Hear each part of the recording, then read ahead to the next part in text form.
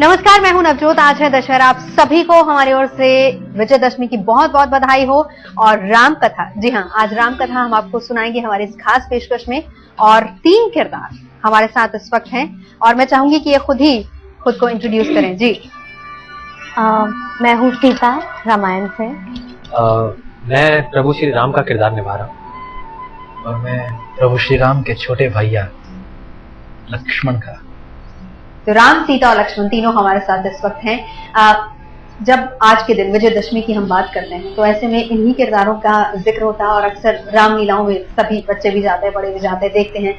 अभी तक कहानियां और किरदार सभी लोगों के जहन में हैं और हर कोई एक तरीके से पूछता है। आप जब लोगों के बीच जाते हैं, क्या संदेश आप लेकर जाते हैं? हम लोगों के बीच में यही संदेश लेकर जाते हैं कि रामायण जो है हम सबके जीवन का आधार है।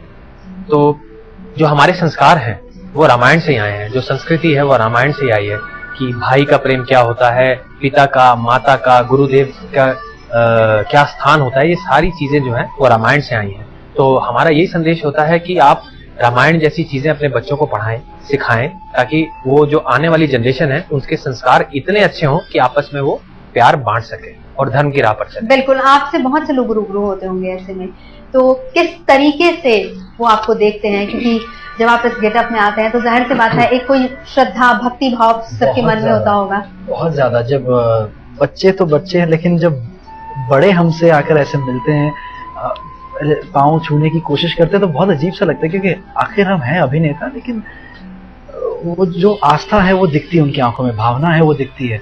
और कहीं ना कहीं ये हमें ये पता चलता है कि हम सफल हुए हैं अपने किरदार निभाने में, कि लोग हम में राम जी, सीता जी, लक्ष्मण जी को देखते हैं। तो मतलब एक तरह से बहुत बड़ी सीता मैया के तो बहुत लोग उनके दर्शन करने के लिए आते होंगे। जी हाँ, बहुत लोग आते हैं और बहुत अच्छा लगता है उन सबसे मिलके, क्योंकि जब वो आते हैं उनकी आंखों में जो चमक होती है, उनके आंखों से ऐसे पता चलता है कि वो हमें देवी देवता देख रहे हैं। पर हम ऐसा चाहते हैं कि लोग पूजे, जरूर पूजे। वो जो एक बिलीफ है उनके अंदर वो कभी ना खत्म हो। लेकिन उससे ज्यादा हम ये चाहते हैं, हम अभिनेता के तौर पे, कि लोग हमारे साथ जुड़े और रामायण को अपने जीवन में फॉलो करें। क्योंकि रामायण एक ऐसा ग्रंथ है, एक ऐसा एपिक है जो कहिए, जो सिर्फ ये नहीं बताता है कि क्या करना चाहिए, वो ये भी बताता है कि क्या नहीं करना चाहिए हमें जीवन में।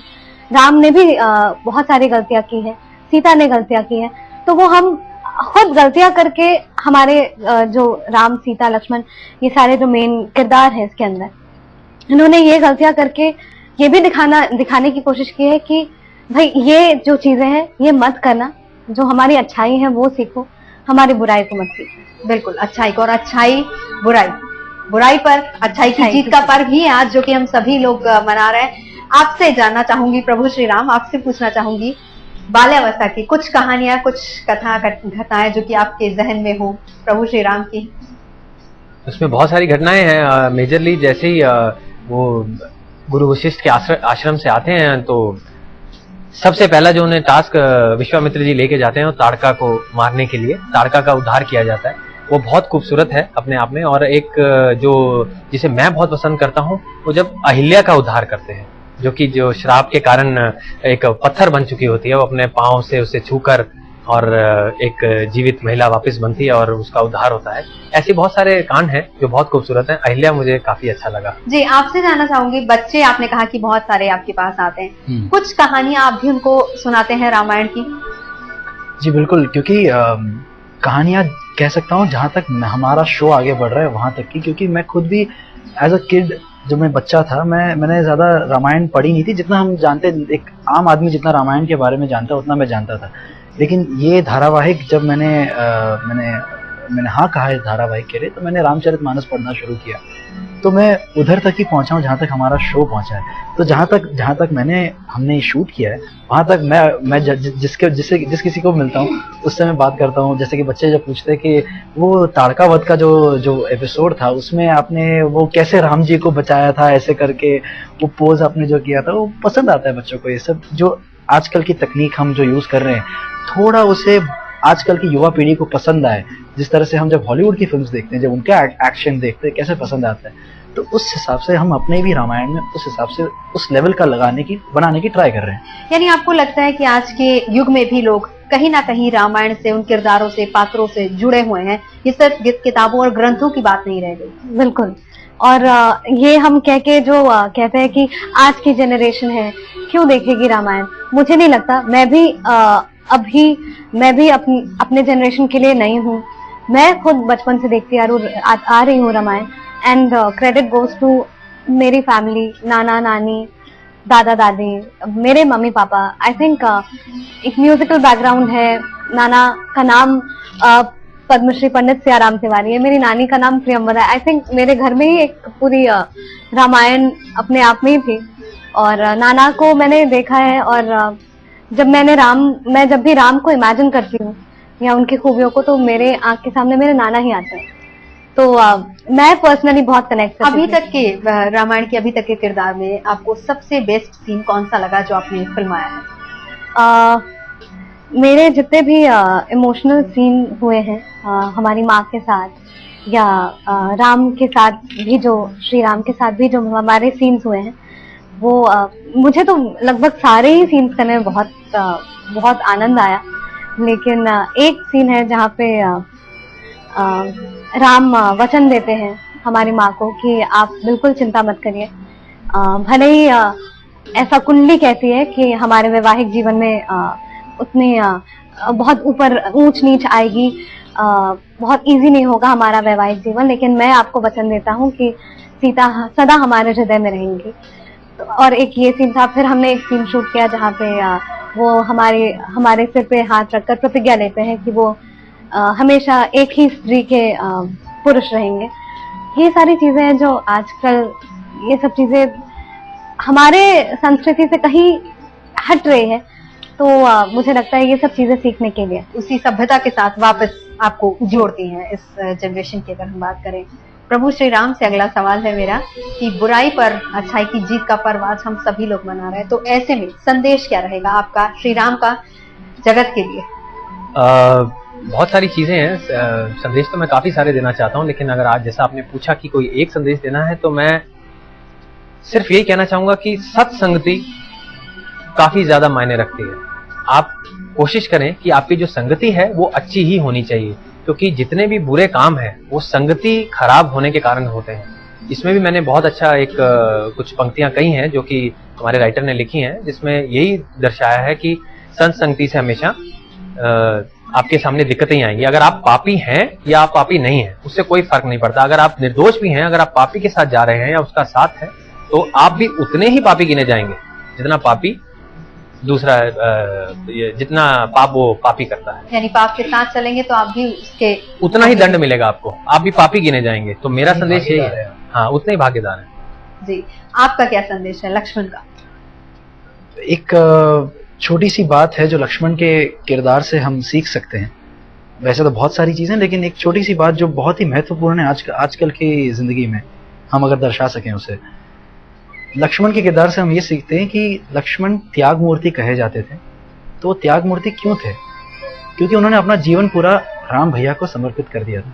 यहाँ तक कि उन्होंने वैवाहिक जीवन भी अपना जाने दिया, त्याग दिया अपने भाई के लिए।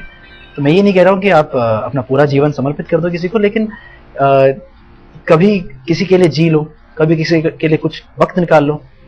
तो मेरे ख्याल से वो जब आप करोगे तो आप पुण्य कमाओगे, आपको अच्छा लगेगा करके। तीनों किरदार इस वक्त हमारे साथ है, राम, सीता और लक्ष्मण। आपसे जानना चाहेंगे, आपने विवाह का जो सीन था उसका जिक्र किया आपने, उस वक्त जब श्री राम वचन देते हैं, और वो पंक्तियां अगर आप हमें सुनाए, वो प्रसंग। जी हाँ,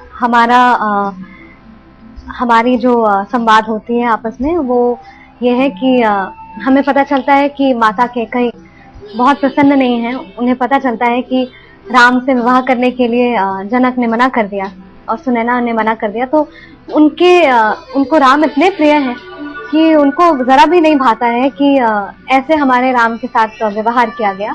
तो जो मुझे पता चलता है, तो मैं इनको कहती हूँ कि रघुवीर, यदि हमारे परिवार में अगर सभी हमारे विवाह से खुश नहीं है, प्रसन्न नहीं है, तो उनकी खुशी के लिए, उनकी प्रसन्नता के लिए आप दूसरी पत्नी लें। जब वो ऐसा कहती हैं तो मैं उनकी तरफ देखता हूँ और एक मुस्कुराहट से धीरे सा उनका हाथ पकड़ता हूँ, रोकता हूँ, वो जाने लगती है और मैं उनके सर पर हाथ रख के ये प्रतिज्ञा करता हूँ कि मैं दशरथ पुत्र राम आज ये प्रतिज्ञा करता हूँ कि जल, वायु, अग्नि, धरती, आकाश और अपने सत्य वचनी पूर्वजों को साक्षी मानकर मैं ये प्रतिज्ञा करता हूँ कि मैं कभी दूसरा विवाह नहीं करूंगा। मैं सदा सीता राम के नाम से जाना जाऊंगा। राम से पहले सदा सीता का नाम आएगा। बहुत खूब। छोटा सा प्रसंग है लेकिन वाकई आपने कहा कि इससे भी हमें बहुत कुछ सीखने को मिलता है। लक्ष्मण की बात करें, ब्रेक पर जाने से पहले आपने बताया कि लक्ष्मण के किरदार से हमें ये सीख मिलती है कि त्याग की प्रतिमा। आप खुद के लिए ना जिए, दूसरों के लिए जिए। भले ही आपके बड़े भाई हैं लेकिन आप उनके लिए जिए। विवाह के लिए जब ये मना करते हैं वो प्रसंग कैसा था? जी, जैसे ही स्वयंवर समाप्त हुआ था तो राम जी, क्योंकि चारों भाइयों ने बचपन से हमेशा सब कुछ साथ में किया है, तो राम जी भी यही चाहते थे कि उनके चारों भाई, उनके तीनों भाई साथ में उनके साथ विवाह करें। तो वो ये प्रस्ताव रखते हैं लक्ष्मण के सामने कि मैं चाहता हूं कि तुम्हारे लिए उर्मिला ठीक है तुम्हारी पत्नी बनने के लिए। तो ये सुनकर लक्ष्मण जवाब देता है कि भैया, आप तो भली भांति जानते हैं कि मेरे जीवन में आपका क्या स्थान है। मैं ये जीवन आपको समर्पित कर चुका हूं। अब यहां और किसी के लिए कोई स्थान नहीं है। मैं केवल आपकी परछाई बनकर आपके साथ रहना चाहता हूं। एक पल के लिए भी मैं आपसे दूर नहीं रह सकता। इसीलिए भैया, मैं ये विवाह नहीं कर सकता। उस पर श्री राम का जवाब? मेरा जवाब ये होता है कि लक्ष्मण, ये तुम्हारे जीवन का निर्णय है, लेकिन मेरा मानना यह है कि जीवन के कुछ निर्णय हमें अपने माता पिता और गुरुदेव पर छोड़ देने चाहिए, क्योंकि उनका हम पर हमसे ज्यादा अधिकार होता है। लक्ष्मण, जो होगा अच्छा होगा, तुम ये विवाह करो। विजयदशमी का ये त्योहार है और सीता मैया से हम चाहेंगे कि कोई भजन हमें सुनाए। रघुकुल रीति सदा चली आए, प्राण जाहि पर वचन न जाए। धर्म देश जाति की रक्षा, राम नाम से कर ले भाई। से मनवा श्री राम का, सुख धाम का। बहुत खूब, बहुत बहुत शुक्रिया। आप सभी को विजयदशमी की बहुत बहुत बधाई। धन्यवाद। फिलहाल हमारे इस खास पेशकश में इतना ही।